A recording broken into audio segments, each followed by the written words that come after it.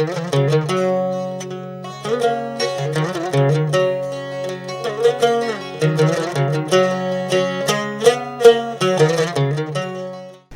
मित्रों, अब तक चाय पे चर्चा में हूँ योगित आप सौનું સ્વાગત કરું છું। મિત્રો, ચાય પે ચર્ચામાં અવનવા વિષય સાથે અવનવા તજજ્ઞો સાથે અમે તમને માહિતી પૂરી પાડતા હોઈએ છીએ અને અવનવી ચર્ચાઓ કરતા હોઈએ છીએ। મિત્રો, ગાવો વિશ્વસ્ય માતર એટલે કે ગાય એ આખા વિશ્વની માં છે અને એક સંશોધન મુજબ ગાયના ગૌમૂત્રમાંથી 750 થી પણ વધારે ઔષધીય તત્વો રહેલા છે। મિત્રો, ગાયની તો આવી અવનવી વાતો છે અને વિશેષતાઓ છે, ત્યારે આજે ગૌવંશ ઉપર આજે રાષ્ટ્રીય કામધેનુ આયોગ ખૂબ જ સારા એવા કામ કરી રહ્યું છે। એ પછી ગાયોના વિકાસની વાત હોય, ગાયોના સંવર્ધનની વાત હોય કે પછી ગાયોના બચાવની વાત કે સુરક્ષાની વાત હોય, ત્યારે આ મુદ્દે વાત કરવા આપણી સાથે ખાસ જોડાયા છે રાષ્ટ્રીય કામધેનુ આયોગના ચેરમેન ડોક્ટર વલ્લભભાઈ કથિરિયા। આમ તો ડોક્ટર વલ્લભભાઈના પરિચયની જરૂર નથી, તેમ છતાં આપને જણાવી દઉં કે તેઓ કેન્સરના ખૂબ જ સારા એવા સર્જન છે। તે ઉપરાંત તેઓ પૂર્વ કેન્દ્રીય મંત્રી છે કે જેઓ 4 વખત સંસદ સભ્ય રહી ચૂક્યા છે। આ ઉપરાંત તેઓએ ગુજરાત ગૌસેવા અને ગૌચર વિકાસ બોર્ડના ચેરમેન તરીકે પણ ફરજ નિભાવી છે। સૌથી મહત્વની વાત તમને કહું તો એ છે કે તેઓએ 128 વાર, જી હા મિત્રો, 128 વાર રક્તદાન કર્યું છે। ખૂબ જ સારી વાત કહી શકાય વલ્લભભાઈની। અને હમણાં જ તમને વાત કહું તો થોડાક સમય પહેલા જ દેશની સૌપ્રથમ આયુર્વેદિક કોવિડ કેર હોસ્પિટલનું તેમના હસ્તે ઉદ્ઘાટન થયું છે। डॉक्टर वल्लभभाई, अब तक चाय पे चर्चा में हूँ योगित आपનું खूब खूब स्वागत करूँ છું। धन्यवाद। वंदे गौ मातरम, गौ माता की जय। धन्यवाद।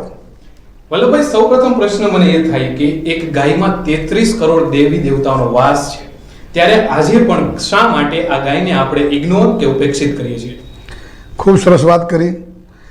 આપણે બધા છેલ્લા 1000 વર્ષની આપણી ગુલામી અને એમાં પણ ખાસ કરીને અંગ્રેજ કાળ એ દરમિયાન જે વેસ્ટર્નાઇઝેશન થયું, પાશ્ચિમીકરણ થયું, આપણા અભ્યાસક્રમથી માંડીને આપણી સંસ્કૃતિને ખતમ કરવાની જે વાતો ચાલી, આપણે બધા મેકોલેને જાણીએ છીએ કે મેકોલે જે વાત કરી હતી એ મુજબ કે હું ભારતીયને ફક્ત લોહી અને માંસથી જ ભારતીય રહેવા દેવા માગું છું, એને માનસિક રીતે અંગ્રેજ બનાવી દેવા માગું છું, એને કે ભારતીયતાનો નાશ કરવા માગું છું। એ પ્રકારની એણે આખી સિસ્ટમ અહીંયા શરૂ કરી।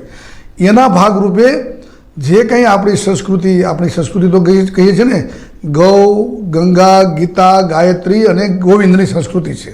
આવી ભારતીય સંસ્કૃતિને નષ્ટ કરવા માટેના જે પ્રયાસો થયા એમાંનો એક પ્રયાસ એટલે ગૌ સંસ્કૃતિને નષ્ટ કરવાનો પણ। ગાય 33 કરોડ દેવતાનો વાસ।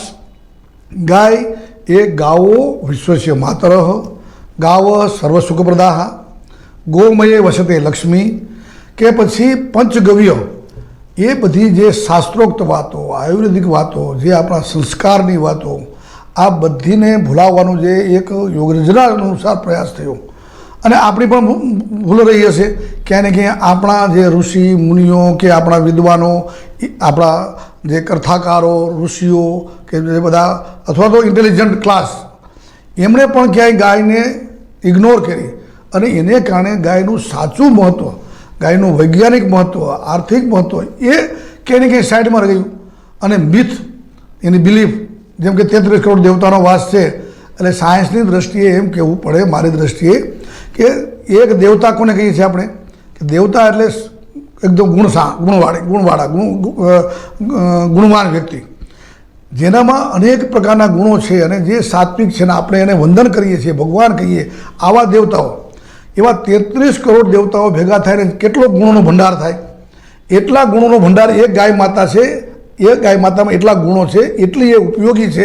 આ વાતને આપણે આજના તરાજુ પર કહેવી જોઈએ, એ વાત કહેવારી નહીં અને એટલા માટે ગાય ઇગ્નોર થઈ અને આજે આ દુર્દશા થઈ છે। જી બિલકુલ। એક એવો પણ સમય હતો કે જ્યારે ગાય રાખવી એક શ્રીમંતાઈની નિશાની ગણાતી હતી। વલ્લભભાઈ, આજે આ પરિસ્થિતિ શું છે? શું એમાં કંઈ સુધાર આવ્યો કે કેમ? ગોધન રાષ્ટ્રધન અને ગોધનને આપણે એક ધન ગોધન એવમ ધાન્યમ, એટલે કે ધન, ગોધન અને ધન અને ધાન્ય અનાજ, આટલું બધું એને મહત્ત્વ આપ્યું હતું। આપણા રાજા મહારાજાઓ હજારો નહીં લાખોની સંખ્યામાં ગાયો રાખતા અને એમ કહેવાય છે કે ભગવાન શ્રી રામ દરરોજ 10,000 ગાયોનું દાન કરતા। આપણા ગરીબમાં ગરીબ ઋષિમુનિ હશે કે કોઈ પણ કથાકાર હશે કે બ્રાહ્મણ હશે, એ પોતાને ત્યાં અવશ્ય ગાય રાખતા। ગુરુકુલ પરંપરા હતી, એ ઋષિઓ આશ્રમમાં રહેતા ત્યાં પણ ગાય રાખતા અને ગાયનું મહત્ત્વ સમજતા હતા. ગાયનું પંચગવ્ય, ગાયનું દૂધ, દહીં, ઘી, ગૌમૂત્ર અને ગોબર અને ગાયનો સહવાસ, ગાય ખુદ, એની ઓરા, એની આભા, એનું તેજોવલય, આ બધા કોઈને કોઈ રીતે આપણા અગાઉના લોકો સમજાતા. એટલા માટે જ એને ગોધન કહેવાયું અને એટલે જ અત્યાર સુધી પરંપરામાં રાખી હતી. હવે આ વાતને ફરીથી આપણે ઉજાગર કરવાની છે. ફરીથી ગૌ સંસ્કૃતિનું પુનઃસ્થાપન કરવાનું છે. ગૌ સંસ્કૃતિ આધારિત સમાજ વ્યવસ્થા ગોઠવવાની છે. ગૌ સંસ્કૃતિ આધારિત આજે આ કોરોના કાળ છે. આપણે જોઈ રહ્યા છીએ કે હવે માણસ કેદમાં પુરાઈ ગયો. જે માણસે બાકીનાને કેદમાં પૂરવા પ્રયત્ન કર્યો ટેકનોલોજી અને સાયન્સના આધારે, એ આજે ખુદ કેદમાં પુરાઈ ગયો છે, પાંજરામાં પુરાઈ ગયો છે. કારણ કે આપણે પ્રકૃતિને, આપણે નેચરને ક્યાંય ને ક્યાંય હાનિ પહોંચાડી. એ વાતને ગાય માતા દ્વારા સમજાવીને પુનઃ આ વિશ્વને રૂડુરૂપાળું બનાવવું છે તો ગૌ કેન્દ્રિત સમાજ વ્યવસ્થા લાવવી પડશે. એટલા માટે કહું છું કે હવે આ દિવસો પાછા આવશે. બિલકુલ. આપણા જે પહેલાના જે લોકો હતા એ ખૂબ જ પશુ પ્રેમી એવા હતા અને જ્યારે દુધાળ પશુની વાત કરવામાં આવે તો ભેંસ, બકરી, ઘેટા, ગાય એવા પશુઓનો સમાવેશ થતો હોય છે. ત્યારે વલ્લભભાઈ, ગાયમાં એવી રીતે શું વિશેષતા છે? કેમ ગાયનું મહત્વ આટલું બધું છે? બહુ સરસ વાત કરી. સમગ્ર સૃષ્ટિમાં 55,000 જેટલા સ્તનવાળા પ્રાણીઓ છે. એમાં ગાયથી, મનુષ્યથી માંડીને બધા આપણે કહીએ મુજબ બધાને દૂધ હોય છે. પરંતુ ગાયનું દૂધ છે બધામાં શ્રેષ્ઠ છે અને એટલા માટે કહેવાય છે ગાયનું દૂધ અમૃત છે. કાવ મિલ્ક ઇઝ એલેક્ઝિયર એમ્બ્રોઝિયા, ગાવો દુગ્ધમ અમૃતમ. તો એ અમૃત છે, એમાં જે વિશેષતા છે, એની જે વિશિષ્ટતા છે, એના જે ગુણધર્મો છે, એ બાકીના બધી ગાયોમાં નથી, બધા પશુઓમાં નથી. એટલા માટે ગાયના દૂધને શ્રેષ્ઠ ગણવામાં આવ્યું છે. ત્યારે ગાયની મહત્તા એ બાકીના બધા જ પ્રાણીઓ કરતાં એ વિશેષ છે અને એને ધ્યાનમાં રાખીને ગાયની પુનઃ પ્રતિષ્ઠા એ અમારું લક્ષ્ય છે. જી બિલકુલ. આજે આપણે વાત કરીએ ભારતની, તો ભારતે અવકાશ ક્ષેત્રે ખૂબ જ પ્રગતિ કરી છે, એમજ ટેકનોલોજી ક્ષેત્રે પણ ખૂબ સારી એવી પ્રગતિ કરી છે. ત્યારે જ્યારે ગૌદ્રવ્યની વાત આવે, પછી પંચગવ્ય હોય, ગૌમૂત્ર હોય કે ગાયનાથી દૂધની વાત હોય, એ તમામ વસ્તુ જે ગૌદ્રવ્યની વાત છે એના રિસર્ચમાં આજે આપણે ક્યાં છીએ અને શું રિસર્ચ થઈ રહ્યા છે આ ક્ષેત્રે? ખૂબ સારી વાત કરી. અલ્ટિમેટલી આપણો અર્થ એ જ છે, આપણો ઉદ્દેશ એ જ છે કે ગાયનું વૈજ્ઞાનિક મહત્ત્વ સાયન્ટિફિક એપ્રોચ સાથે આપણે we are not against technology and science. આપણે આમ જોવો તો આપણા વેદ પુરાણ એ વિજ્ઞાનથી જ ભરેલા છે. આજે શ્રી કૃષ્ણ સિરિયલ હું જોઉં છું અને એમાં જે બાળાવળ યુદ્ધ થાય છે એ ત્યારના કંઈ મિસાઇલ જ હશે. આ તો એક પ્રતિકાત્મક બાણ તરીકે દેખાય છે, ક્યાંક અગ્નિબાણ આવે છે ને. એ સાયન્સ અને ટેકનોલોજી જે અત્યારની છે આપણી, એના ઉપયોગ દ્વારા ગાયને જેમ કહીએ ગાયના દ્રવ્યો એટલે પંચગવ્ય, દૂધ, દહીં, ઘી, ગૌમૂત્ર અને ગોબર, એમાં શું રહેલા તત્વો, એના ગુણધર્મો, એની શરીર માટે ઉપયોગિતા, એની સમાજ માટે ઉપયોગિતા, એની અન્ન માટે ઉપયોગિતા, એનો બાકીના અલગ અલગ તરીકે ઉપયોગ, પર્યાવરણ રક્ષા માટે ઉપયોગિતા, એને સાયન્સ સાથે જોડીને, આજની ટેકનોલોજી સાથે જોડીને આપણે we are not against technology, modernisation against નથી, we are against westernisation only. અને એ પણ વેસ્ટર્નાઇઝેશન બધું ખરાબ છે એમ પણ હું કહેવા માગતો નથી. આપણી સંસ્કૃતિમાં કહ્યું છે કે આનો ક્રત્વા ભદ્રા યંતુ વિશ્વતઃ, યાની કે જ્યાં જ્યાં જે સારી વસ્તુ છે એને આપણે એક્સેપ્ટ કરનારી આપણી તો સંસ્કૃતિ છે, વસુધૈવ કુટુંબની સંસ્કૃતિ છે. એટલે ગાયના રહેલા દ્રવ્યોમાં જે ગુણો છે એને સાયન્સ અને ટેકનોલોજીના આધારે એની ઉપયોગિતા અલગ અલગ જગ્યાએ મનુષ્યના આરોગ્યમાં, કૃષિમાં, પર્યાવરણ રક્ષણમાં એને જોડીને એની ઉપયોગિતા આધારે એક સમાજ વ્યવસ્થા ગોઠવવી એ અમારા કાર્યનો એક ભાગ છે. જી બિલકુલ. વસુધૈવ કુટુંબકમ, એવી જ રીતે આપણે ભારતની જે પ્રાચીન સંસ્કૃતિની વાત કરવામાં આવે તો એમાં આયુર્વેદનું ખૂબ જ સારું મહત્વ છે. Ayurveda precaution is the better than cure, એ મોટો ઉપર કામ કરે છે. આજે જ્યારે ઇમ્યુનિટી છે ખૂબ જ શબ્દ પ્રચલિત થયો છે અને લોકો રોગ પ્રતિકારક શક્તિ ઉપર ખૂબ જ ભારે એવી રીતના ધ્યાન દઈ રહ્યા છે. ત્યારે વલ્લભભાઈ, આપણા પ્રાચીન ભારતના શાસ્ત્રોમાં કે આયુર્વેદમાં આનું કેટલું મહત્વ હતું અને એ આજે કઈ રીતે આપણને ઉપયોગી થઈ રહ્યું છે? આયુર્વેદ સાચા અર્થમાં જીવનશાસ્ત્ર છે, આયુર્નું શાસ્ત્ર છે. ફક્ત ક્યુરેટિવ નહીં, પ્રિવેન્ટિવ, પ્રમોટિવ એન્ડ ક્યુરેટિવ હેલ્થ. અને એ પણ ફક્ત મનુષ્ય માટે નહીં, ફોર ઓલ ક્રિએચર્સ. એમાં વનસ્પતિ સૃષ્ટિ પણ આવી જાય, પ્રાણી સૃષ્ટિ પણ આવી જાય, સમગ્ર વિશ્વ આવી જાય. તો એવા આયુર્વેદને કઈ રીતે સાચા અર્થમાં, પંચગવ્ય એ પણ આયુર્વેદનો એક ભાગ છે. પંચગવ્યમાંથી જે મેડિસિન બને છે એની જે આરોગ્યમાં ઉપયોગિતા છે એને ક્યાંય ને ક્યાંય સમાજના હિતમાં આજે કોરોના કાળ છે, જોઈ રહ્યા છે કે કોરોના કાળની અંદર આ જે વાયરસ છે એ કોઈ દવા કામ કરતી નથી, પરંતુ આયુર્વેદના ગ્રંથોમાં, આયુર્વેદના શાસ્ત્રોમાં અને આપણા પુરાણા કાળમાં પણ, પુરાણા શાસ્ત્રોમાં પણ લખ્યું છે. એ જ રીતે ગાયના ઘી, ગાયનું ગોબર અને ગાયનું ગૌમૂત્ર અને સાથે થોડી ઘણી ઔષધિ, એને આપણે કહીને જે અગ્નિહોત્ર શબ્દ વાપરો છે એને આપણે ગુજરાત સારી ભાષામાં, અત્યારની મોડર્ન ભાષામાં આપણે ફ્યુમિગેશન શબ્દ કહીશું કે એને જો બાળીને અગ્નિ કરીને જો ધુમાડો કરવામાં આવે તો ઘણા વાયરસ, બેક્ટેરિયા, જીવજંતુઓ કુદરતી રીતે નાશ પામે છે અને છતાં પણ મનુષ્યને નુકસાન કરતા નથી. આ પ્રકારની વાતને ધ્યાનમાં રાખીને આવા દ્રવ્યોનો ઉપયોગ આયુર્વેદે કર્યો છે. પંચગવ્યનો ઉપયોગ આયુર્વેદમાં રોગ અટકાવવા માટે નહીં, રોગ અટકાવવા માટે નહીં પણ ઇમ્યુનિટી પ્રોમોટિવ હેલ્થ, એટલે કે શરીર સારું રહે, બીમાર જ ન થાય, અને પ્રોમોટિવ એટલે કે એક હૃષ્ટપુષ્ટ સાથે માનસિક રીતે પણ સશક્ત. એટલી બધી હું વાત કરીશ કે આવનારી જનરેશન આપણી એ બુદ્ધિશાળી કેમ આવે. આપણે ત્યાં આઈન્સ્ટાઈન કેમ વધારે પેદા થાય, આપણે ત્યાં જગદીશચંદ્ર બોઝ પેદા થાય, આપણે ત્યાં સીવી રામન, સ્વામી વિવેકાનંદ, રાણી લક્ષ્મીબાઈ જેવા બાળકો. એ માટે થઈને આયુર્વેદમાં બતાવ્યા મુજબ એના જે ગર્ભ સંસ્કાર આપવામાં આવે અને એમાં પંચગવ્યનો ઉપયોગ, એમાં ગાયનો સહવાસ, એનું ટાઈમ ટેબલ, અને બાળક જન્મે તો એ શૌર્યવાન, કાંતિવાન, ઓજસ્વી, તેજસ્વી બને, એ પ્રકારનું જે શાસ્ત્ર છે એને અમે ક્યાંય ને ક્યાંય ગાય સાથે, ગાયના ઉપયોગી સાથે જોડીને આવનારા દિવસમાં સાયન્સ અને ટેકનોલોજીના આધારે રિસર્ચ દ્વારા સ્થાપિત પણ કરીશું અને એને લોકભોગ્ય બનાવીશું પણ. જી બિલકુલ, રિસર્ચની વાત સામે આવી છે ત્યારે આજે કોરોના કાળમાં કોરોના વેક્સિન માટે કેટલીય કંપનીઓ હરીફાઈ કરી રહી છે. થોડા દિવસના સમાચાર છે કે પંચગવ્યના ઉપયોગથી કોરોના વેક્સિન બની શકે છે. એ કેટલી સત્ય છે અને કેવી રીતે શક્ય છે એ બી મારે જાણવું છે. એક તો અત્યારનું જે એલોપેથી સાયન્સ આખું વિશ્વ સાયન્સ ટેકનોલોજી માટે, ટેકનોલોજી દ્વારા આ કોરોના વેક્સિનની તૈયારી કરી રહ્યું છે. ખૂબ સંશોધન થાય છે. આ વાયરસ જ એવો છે, કદાચ મેન મેડ હોય, એટલે કે લેબમાંથી બનાવેલો છે, કુદરતી નથી, અને એને કારણે એના સ્વરૂપો બદલતા જાય છે, વારે વારે એના ગુણધર્મો બદલે છે. એટલા માટે આ બધી આપણે તકલીફ ભોગવી રહ્યા છીએ. પણ હું કહીશ કે હજુ જે સંશોધન આપણે કરવાની વધારે આવશ્યકતા છે એ આ વાયરસને કિલ કરવા માટે આયુર્વેદ અને પંચગવ્યમાં જે તાકાત છે એનું પણ સંશોધન જોકે થઈ જ રહ્યું છે. અત્યારે ખૂબ આયુર્વેદનું આપણું જે આયુષ ડિપાર્ટમેન્ટ છે ભારત સરકારનું, ઇવન WHO પણ હવે તૈયાર થયું છે, યુનાઇટેડ નેશન્સનું, કે ભાઈ આ રીતે જે કંઈ ટ્રેડિશનલ મેડિસિન છે એને આ વાયરસને ખતમ કરવામાં એન્ટીવાયરલ, વાયરીસિડલ એજન્ટ તરીકે ઉપયોગ કરીને તો કેવા રિઝલ્ટ આવે છે એના પ્રયોગો ચાલી રહ્યા છે. હું ચોક્કસ માનું છું કે એક તો આ વાયરસને ખતમ કરવા માટેનું આવું કોઈને કોઈ મેડિસિન આમાંથી મળશે. અત્યારે ઓવરઓલ આપણા શાસ્ત્રોમાં ક્લાસિક મેન્શન છે ડ્રગ્સનું.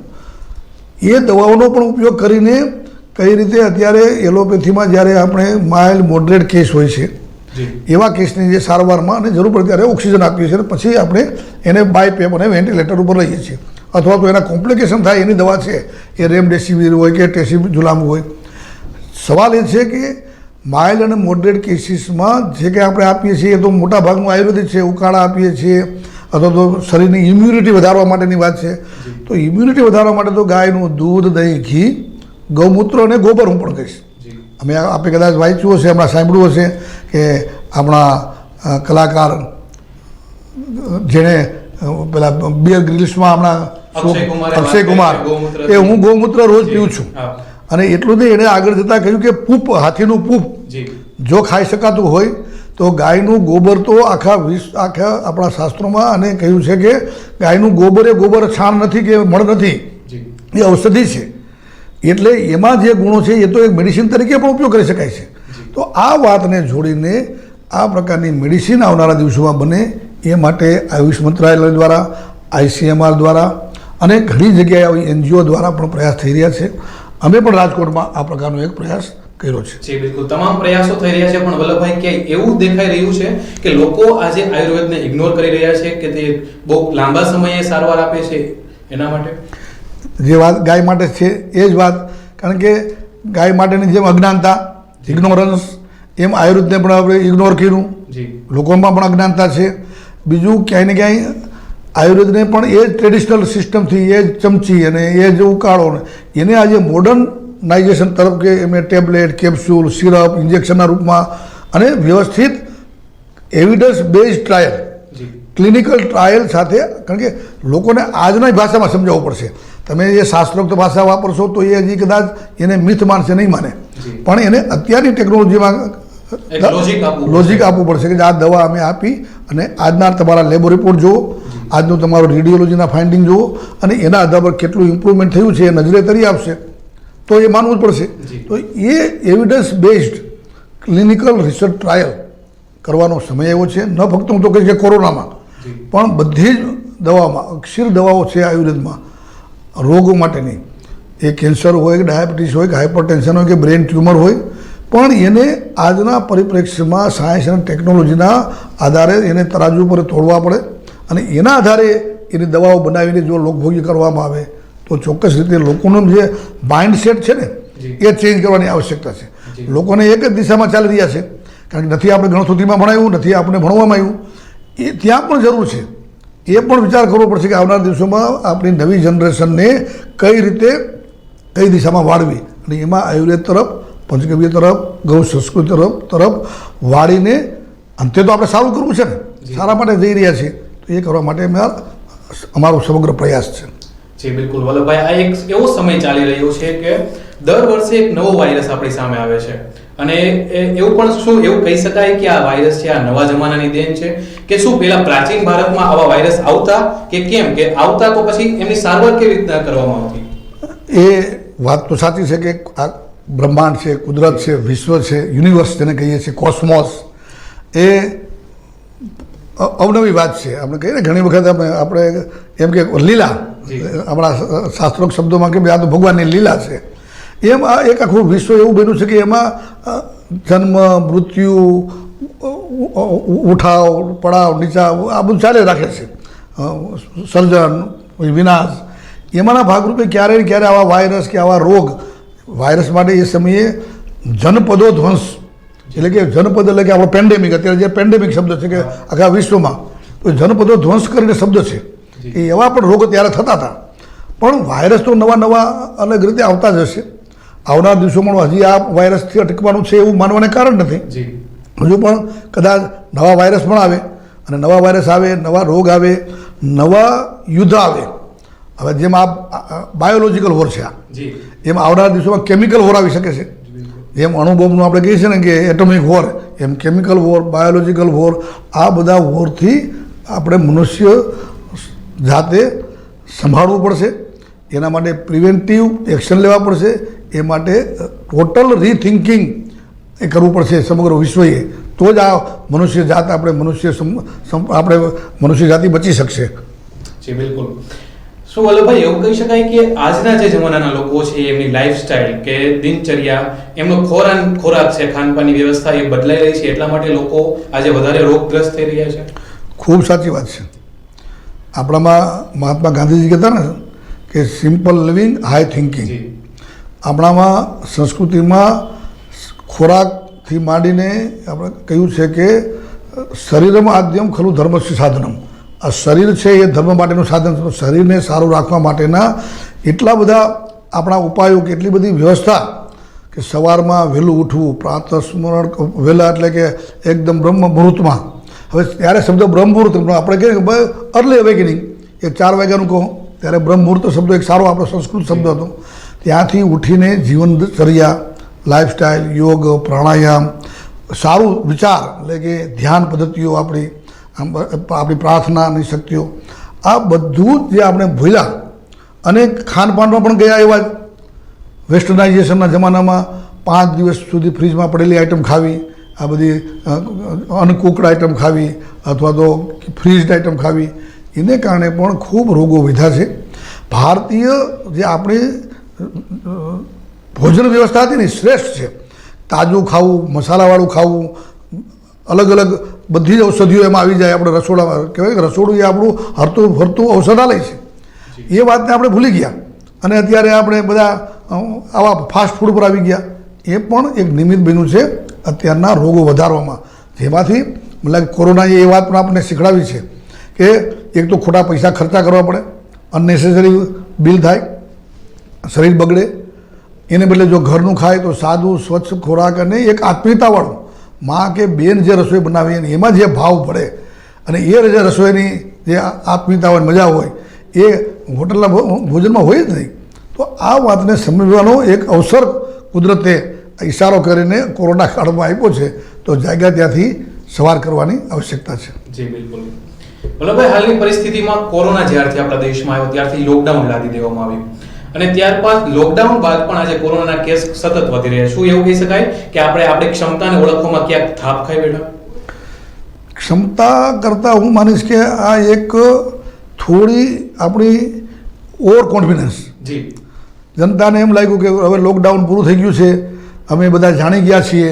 ખૂબ કેટલું સરસ રીતે હેમરિંગ આપણા મીડિયા દ્વારા માનનીય પ્રધાનમંત્રીશ્રીની અપીલો વારંવાર અને બધા જ પ્રકારનું આપણું એક આખું તંત્ર કામે લાગ્યું, વોરિયર્સ બધા કામે લાગ્યા.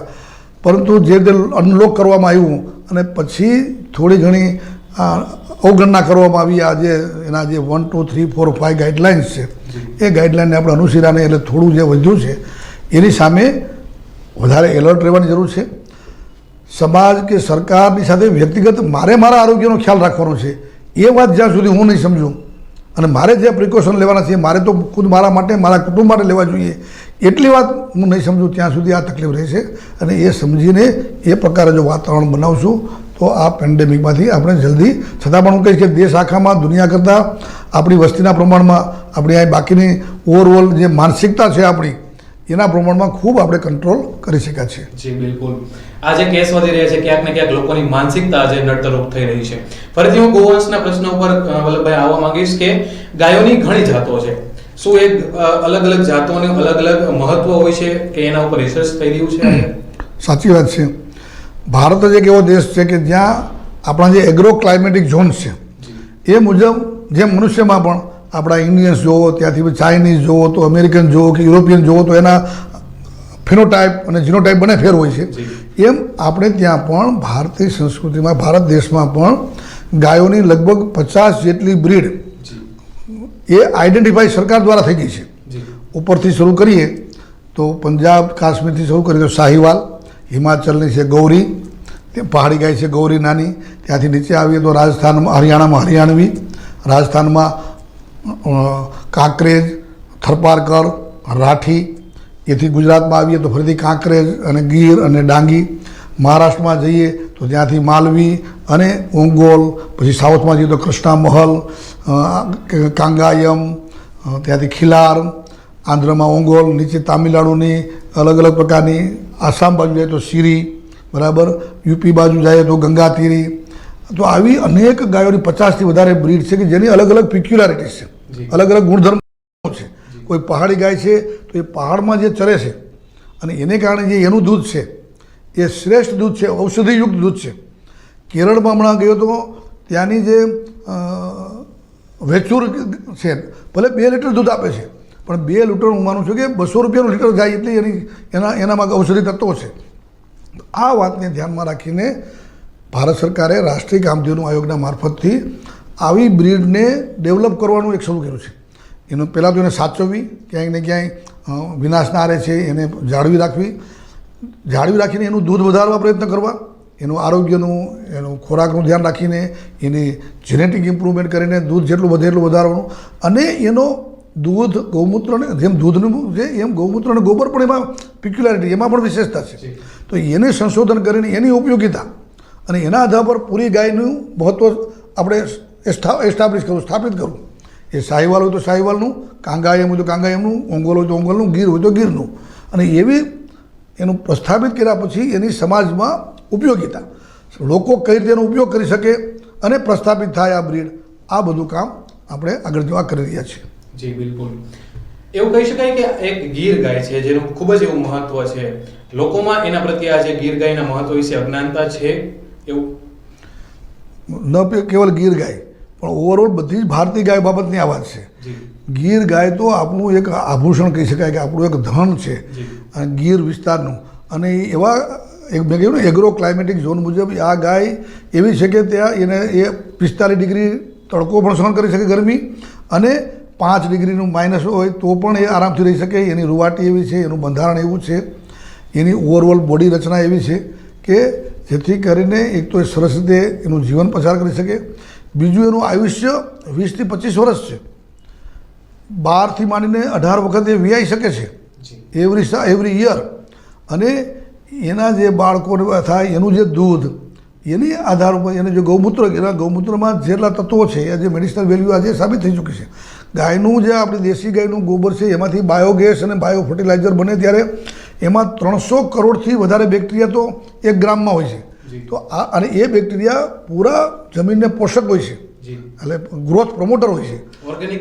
ઓર્ગેનિક ખેતીનો બેઝ છે એ એમાં આ પ્રકારની દેશી ગાયોનું ગોબર એ ખૂબ મહત્ત્વનું છે.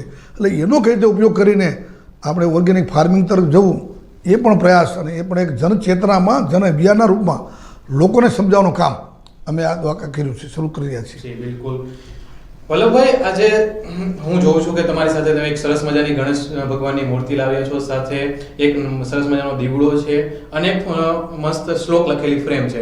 આ શું છે એ દર્શક મિત્રોને સમજાવવાનું. જેમ મેં વાત કરી કે ગાયનું દૂધનું મહત્ત્વ, ગાયના ગૌમૂત્રનું મહત્ત્વ, ગાયના ગોબરનું મહત્ત્વ.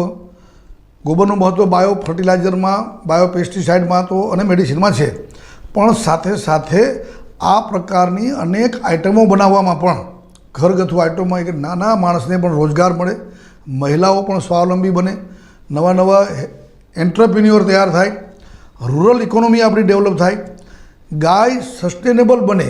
કારણ કે દૂધ ન આપતી ગાય પણ ગૌમૂત્ર અને ગોબર તો જીવનભર આપે જ છે. અને આપણે ગૌરક્ષામાં માનનારા, કે આપણે જીવ હિંસામાં માનનારા નથી, ગૌરક્ષામાં માનીએ છીએ. અહિંસા પરમો ધર્મ છે. ત્યારે ગાય કતલખાને જાય એ આપણી સંસ્કૃતિ માટે શોભાયમાન નથી. તો ગાય પાળવી કેવી રીતે? ગાય દોવા નથી દેતી તો એ ભરણ પોષણ માટેનો પ્રોબ્લેમ છે. એવા સમયે ગાયના ગોબર અને ગૌમૂત્રમાંથી આવી અનેક આઈટમ બનાવી. અમે ગણેશા બનાવ્યા, એ ગોબરમાંથી બનાવેલા છે. ગાયના ગોબરને ગોમય ગણેશાથી અમે અભિયાનની શરૂઆત કરી, જનમાનસમાં ગોબરનું મહત્ત્વ સમજાવવા માટે. હવે અમે દિવાળીમાં ગાયના ગોબર, ગોબરના ગણેશ, લક્ષ્મી અને આ દીપક આપણે દીપાવલીમાં દીપ પ્રજ્વલન કરીએ છીએ. તો લાખોની કરોડોની સંખ્યામાં ગાયના ગોબરમાંથી આવા દીવા બને. આ પ્રકારના શુભ અને લાભ આપણા ઘરમાં રાખવા નાની મોટી સાઇઝના બને. આ પ્રકારનો ઓમ, ક્યાંક શ્રી, આવી આઇટમો બને જે આપણા ઘરમાં રાખી શકીએ. અને ટેબલ ઉપર આ ટેબલ પીસ સરસ મજાના અલગ અલગ શ્લોક સાથેના, અલગ અલગ દેવ દેવતાની મૂર્તિઓ સાથેના, એને ફોટો ફ્રેમ, કાગળ બને છે, પેપર બને છે. જે આપણે વૃક્ષોનું નિકંદન ન થાય એના માટે બચાવવા માટે પેપર બનાવાય, તો લોંગ બને છે. આવી અનેક આઇટમો બને છે જે આઇટમો દ્વારા રોજગારી તો મળે, ગાયના ગોબરનો ઉપયોગ થાય, ગૌશાળાઓ આપણી સસ્ટેનેબલ થાય. ગૌશાળાઓ આજે જે ડોનેશન પર ચાલે છે એ પોતાની સેલ્ફ રિલાયન્ટ થાય, પોતે પોતાને જે ખર્ચ એને આવક ઊભી કરી શકે, અને લોકો હોંશે હોંશે આ લોકો આ બધી ખરીદે, કે જેથી કરીને તમારા ઘરમાં ગોમય વચ્ચે તે લક્ષ્મી કહીએ છીએ ને, તો લક્ષ્મી આવે છે, ગણેશજી આવશે, લક્ષ્મીજી આવશે, બીજા દેવ દેવતાઓ આવશે, પર્યાવરણની રક્ષા થશે. અને ઇનડાયરેક્ટલી તમે ગૌ સેવા કરી શકો છો. પ્રત્યક્ષ રીતે તમે ગાય પાસે નથી જઈ શકતા, પણ આ આઇટમો ગોબરની ખરીદીને તમે ગૌશાળાને સસ્ટેનેબલ કરવામાં તમે મદદરૂપ થાવ છો, મોટું પુણ્યનું કામ કરો છો. એટલે અમે આ અભિયાન શરૂ કર્યું છે, ગોમય દીપાવલી, કામધેનુ ગોમય દીપાવલી. આ વર્ષે આખા વર્ષ દરમિયાન, આ દિવાળી દરમિયાન વધુમાં વધુ લોકો આ ગાયનો દીપક, લક્ષ્મી ગણેશની મૂર્તિ, બીજા દેવીદેવની મૂર્તિ, આવી ટેબલ પીસની આઇટમો ખરીદે, અને એ દ્વારા આપણે ગૌ સંસ્કૃતિના સ્થાપનમાં નિમિત્ત બનીએ. આ બને ગૌ જાગરણ, એક જે સંવેદના આપણે જાગૃત કરવાની છે ગાય પ્રત્યેની, ગાય પ્રત્યેનું જે વિજ્ઞાન જાગૃત કરવાનું છે, એમના પ્રત્યે લોકોમાં શ્રદ્ધા છે, આસ્થા છે, પણ વિજ્ઞાન સાથેનું મહત્ત્વ સમજાય એ આપણે જે કરવાનું છે એ કામ આ એક નિમિત્ત દ્વારા આગળ વધવાનું અમારું સ્વપ્ન છે, કલ્પના છે, અને એ માટે અમે કામ કરી રહ્યા છીએ. જી બિલકુલ વલ્લભભાઈ, આજે ગાય રાખવી એક સ્ટેટસ સિમ્બોલ ગણાય છે. શું સામાન્ય માણસને ગાય રાખવી હોય તો તેના માટે આજે ઘાસની વ્યવસ્થા કે ઘાસની પરિસ્થિતિ શું છે? બહુ સાચી વાત કરી. ગાય તો આપણા ઘરનું અવિભાજ્ય અંગ બનવું જોઈએ. ફક્ત સ્ટેટસ માટે કે મોટા લોકો રાખી શકે નહીં, આપણે બધા રાખતા થઈએ. એ અમારો ઘર ઘર ગાય અને ગામે ગામ ગૌચર. આપણે સાચી વાત કરી કે ગાય મને હું નિભાવી શકું, એક ગાય મારી પાસે જમીન નથી તો પણ, તો એટલા માટે જે ગૌચર જમીન આપણે ત્યાં આખા દેશમાં આપણી પરંપરા મુજબ નિયમ થયેલી છે એને ડેવલપ કરવાનું એક અભિયાન, જ્યાં ગૌચર દબાણ થાય એને ખાલી કરવાનું પણ સુપ્રીમ કોર્ટનો આદેશ છે, અને પછી સરસ ગૌચર ડેવલપ કરીને આ ગોપાલકો ગાયો ચરી શકે એ માટે બાકીના અલગ અલગ ફીડ ફેક્ટરીઓ તૈયાર કરીને, કારણ કે સાયન્સ અને ટેકનોલોજીનો જમાનો છે, તો એવું ખાણદાણ બનાવવું એના માટેની અલગ અલગ પ્રકારના ચારાઓ, આજે અલગ પ્રકારની શેરડી અને બાજરીનું કોમ્બિનેશન, શેરડી અને જુવારનું કોમ્બિનેશન, નેપિયર ઘાસ, ઝીંઝવાનું ઘાસ, એવા અનેક પ્રકારના ઘાસોની વેરાયટી બને છે, જેથી કરીને ક્વોન્ટિટીમાં એ જથ્થામાં બને અને ઓછા ખર્ચે બને એ માટેનો પ્રયાસ. અને ઓવરઓલ ગાય હું ઘરમાં રાખી શકું, ઘરે રાખી શકું તો દૂધની મને આવક થાય. હું તો એ કહીશ કે ગાય, દેશી ગાયના દૂધમાં જે ક્વોલિટી છે એટલા માટે અમારો પ્રયાસ છે કે એની કિંમત અત્યારના જે દૂધના ભાવ છે એના કરતાં વધવી જોઈએ, 50 રૂપિયા લીટર મળવી જોઈએ. એના દૂધ, ઘી, બાકીની આઈટમ બને એનું પણ વેલ્યુ એડિશનમાં એને મહત્ત્વ મળવું જોઈએ. તેને કે કિંમત થશે તો ભાવ વધશે તો રાખી શકાશે. સાથે ગૌમૂત્ર અને ગોબરમાંથી પણ આવક ઊભી થાય. એટલા માટે કોઓપરેટિવ ધોરણે પ્રાઇવેટ NGO દ્વારા અથવા તો કોર્પોરેટ દ્વારા પણ આની ખરીદી થાય અને બાયોપેસ્ટિસાઇડ, બાયો ફર્ટિલાઇઝર, બાકીની બધી આઇટમો આ બનાવવાના એવા પ્લાન્ટ શરૂ થાય તો એક માણસને, સામાન્ય કુટુંબના માણસને પણ 3 આવક, ગાયના દૂધમાંથી, ગોબરમાંથી, ગૌમૂત્રમાંથી, અને ચોથી આવક ગાય દર વર્ષે વ્યા છે તો એક વાછડી આવશે તો એ વાછડી પણ એક ગોધન ઊભું થાય છે. 3 વર્ષમાં વાછડી મોટી ગાય થઈ જાય ત્યારે વળી પાછી એક તમારા કુટુંબનું એક દૂધ આપતી થઈ જાય, એની પણ એક જાતની આપણી એસેટ ઊભી થાય છે.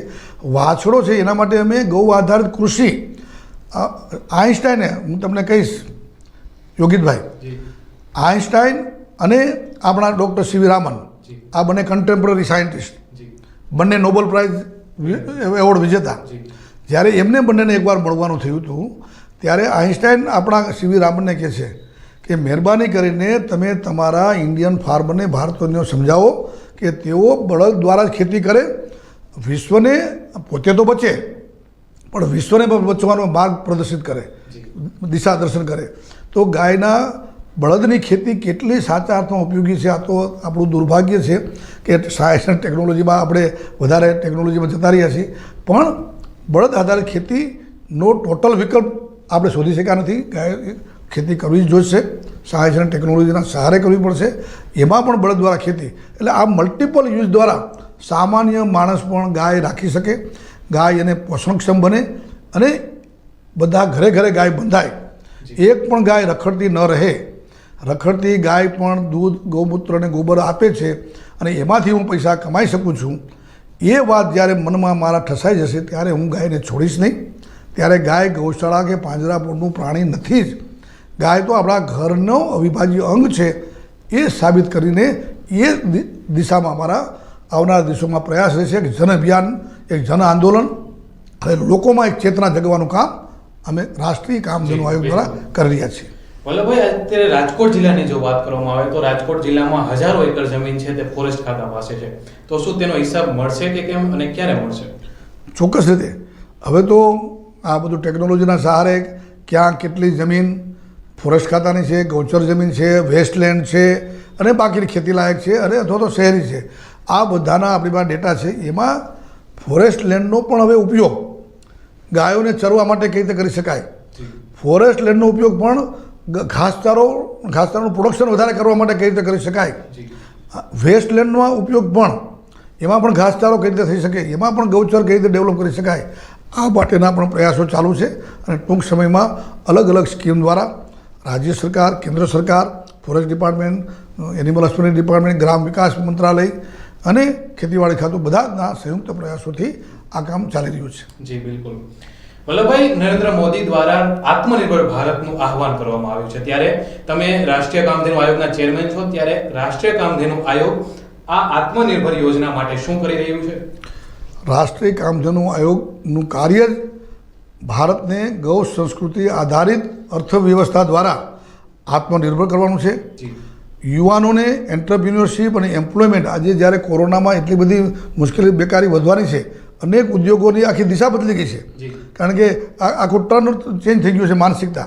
એવા સમયે ગૌ આધારિત ઉદ્યોગો, ગૌ આધારિત એન્ટરપ્રિન્યોરશિપ, મેં જેમ વાત કરી એમ ગાયના ગોબર, ગૌમૂત્ર અને દૂધમાંથી ગાયનું બ્રીડ ઇમ્પ્રુવમેન્ટ દ્વારા ગાયની વસ્તી વધારીને હવે અનેક કાર્યક્રમો દ્વારા યુવાનોને એમ્પ્લોયમેન્ટ મળે, સ્વરોજગારી મળે, પોતે ખુદ ઉદ્યોગપતિ બને અને આત્મનિર્ભર બને, સ્વાવલંબી બને. એટલું જ નહીં, જીડીપીમાં હું તો કહીશ કે આજે આપણી જીડીપીનો ફક્ત 4% જ એનિમલ હસબન્ડરી દ્વારા થાય છે. દુઃખની વાત છે. એટલી અગાધ પોટેન્શિયાલિટી છે. એક જ વાત કરીશ આપણે લગભગ 3% જ બાયોપેસ્ટિસાઇડનો ઉપયોગ કરીએ છીએ અને આપણે ખૂબ ખરીદવું પડે છે બહારથી. એવું જ ફર્ટિલાઇઝરનું છે. લગભગ 7 લાખ કરોડ રૂપિયાનું ફર્ટિલાઇઝર, NPK કે પોટાશ આપણે બહારથી ઇમ્પોર્ટ કરીએ છીએ. દુઃખની વાત છે કે હવે અમે શરૂ કર્યું છે કે ગાયના ગોબરમાંથી જો 100% ગાયના ગોબરનો ઉપયોગ કરવામાં આવે આ દેશમાં, તો આપણે ન કેવલ આપણે ઇમ્પોર્ટ બંધ કરી શકીએ અને આપણે રેવન્યુ બચાવી શકીએ, પણ આપણે એક્સપોર્ટ કરી શકીએ. આટલી તાકાત બાયોપેસ્ટિસાઇડ અને બાયો ફર્ટિલાઇઝર બનાવીને આપણા દેશમાં શક્ય છે. એનાથી કેટલા અગણિત ફાયદા થશે કે એક તો રોજગારી મળશે, આપણું ઇમ્પોર્ટ બંધ થશે, દેશ સમૃદ્ધ થશે, લોકોનું આરોગ્ય, ઓર્ગેનિક ફાર્મિંગ થશે, લોકોનું આરોગ્ય સુધરશે, આપણી જમીન સુધરશે, પર્યાવરણ સુધરશે. યાની કે બહુમુખી, એટલે માનનીય પ્રધાનમંત્રીજીનો જે ઉદ્દેશ છે ને, એક સમૃદ્ધ, એક ભવ્ય અને દિવ્ય ભારત બનાવવાનું, આત્મનિર્ભર સ્વાવલંબી ભારત બનાવવાનું. એમાં જે મેક ઇન ઇન્ડિયા કન્સેપ્ટ છે, હેલ્ધી ઇન્ડિયા કન્સેપ્ટ છે, ગ્રીન ઇન્ડિયા કન્સેપ્ટ છે, ક્લીન ઇન્ડિયા કન્સેપ્ટ છે, ડિજિટલ ઇન્ડિયા કન્સેપ્ટ છે. તો આ બધા કન્સેપ્ટને સ્ટાર્ટઅપ છે, એ બધાનું કોંગ્લોમરેશન, બધાને સાથે જોડીને રાષ્ટ્રીય કામધેનુ આયોગ દ્વારા મલ્ટિપલ એટલે બહુઆયામી અમે આ કામગીરી શરૂ કરી છે અને એમાં ચોક્કસ રીતે આવનારા દિવસોમાં લોકોની માનસિકતા બદલી રહી છે. લોકો આજે ગૌ આધારિત ઉદ્યોગો માટે ઇન્ક્વાયરી કરવા માંડ્યા છે. અનેક યુવાનો આવે છે કે સાહેબ મારે ગૌશાળા બનાવી છે, સરકારની મદદ શું મળે, ક્યાંથી બીજા કરી શકાય. કોઈ આવી નાની આવી આઇટમો માટે થઈને સામાન્ય ફોન બનાવે છે. દૂધમાંથી વેલ્યુ એડિશન કરીને કે જે પાવડર બનાવવો છે, મારે એક્સપોર્ટ કરવો છે, મારે બાયોપેસ્ટિસાઇડ બનાવવા છે, મારે ફર્ટિલાઇઝર, બાયોગેસ અને CNGનો પ્લાન્ટ કરવો છે. આ બધી યોજનાઓ છે. એ યોજનાઓને આત્મનિર્ભર બનાવવા માટેની જ અમારી યોજનાઓ છે. ભારતને સ્વાવલંબી બનાવવાની યોજના છે. ભારતનો જીડીપી ગાય અને પશુપાલન દ્વારા વધે અને એ દ્વારા દેશ સમૃદ્ધ બને, એ દિશાનો અમારો પ્રયાસ છે. વલ્લભભાઈ, સમયની મર્યાદા છે. એક અંતિમ પ્રશ્ન તમને પૂછવા માંગીશ કે આજે લોકો ગૌવંશ તરફ વળે એના માટે તમે શું પ્રજાજોગ સંદેશ આપવા માંગશો? ગાય માટેની વૈજ્ઞાનિક દ્રષ્ટિકોણની ભાવના આપણામાં કેળવાય. ગાયની સાચા અર્થમાં ઉપયોગિતા આપણે સમજીએ. ગાયને આપણા કુટુંબનું, આપણા સમાજનું અવિભાજ્ય અંગ સમજીએ. ગાય એક અદ્વિતીય, અદ્ભુત અને જે સરખામણી ન કરી શકાય આ પ્રકારનો દિવ્ય આત્મા છે, એ વાતને સ્વીકારીએ. શાસ્ત્રોમાં કહેલું છે એટલે નહીં, પરંતુ વિશ્વની આજની આપણી આ પરિસ્થિતિમાં ગાયને બચાવવી એ આપણા જીવન માટેની અનિવાર્યતા છે. બેક ટુ નેચર અથવા living in harmony with nature, સહજીવનની જે આપણી કલ્પના છે, સર્વ જીવ હિતાવોની સાથે રહીને બધાને સાથે રાખીને એમાં ગાય એ મુખ્ય આવનાર દિવસોમાં ભૂમિકા ભજવવાની છે. ત્યારે આપણે ગાય શક્ય હોય તો ગાય પાળી ન શકીએ તો ગાયના દૂધ, દહીં, ઘી, ગૌમૂત્ર, ગોબરનો ઉપયોગ કરીએ. આપણે લોકોને ગૌશાળાઓને મદદ કરીએ, ક્યાંય ને ક્યાંય આવા ઉદ્યમીઓને તૈયાર કરીએ, ક્યાંય ને ક્યાંય એનો પ્રચાર પ્રસાર કરવામાં આપણે મદદરૂપ થઈએ.